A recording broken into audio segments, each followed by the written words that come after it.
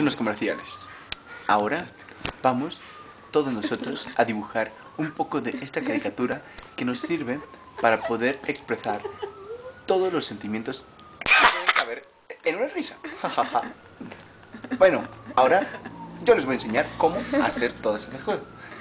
Miren, primero dibujamos una cara muy feliz, ahora una cara muy coqueta, ahora uno muy chapeado, ahora un bigotón, un bebé enojado y una linda chica.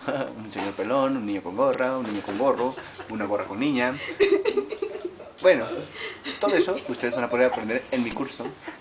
Mira, comenzamos con una línea media curva que va a ser Un triángulo. la triángulo. Sí, claro, gracias, Emma. Y bueno, hacemos como que dibujamos, pero no dibujamos. Y ahora marcamos una X, cruz. Justo en el centro vamos a colocar dos poros, que van a ser los poros quizás nasales, no lo sé. No, mejor que sean unos ojos y unas cejas. Ahora, la nariz. La nariz en forma de triángulo. Triángulo como la forma triangular de la triangular cabeza. Ahora, la boca.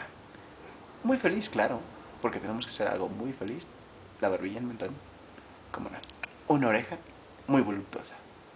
Otra oreja menos voluptuosa, no tanto.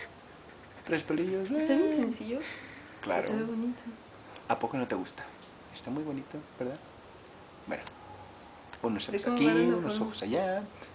Miren, todo esto es muy bonito, pero es más bonito si lo hacen ustedes. Venga.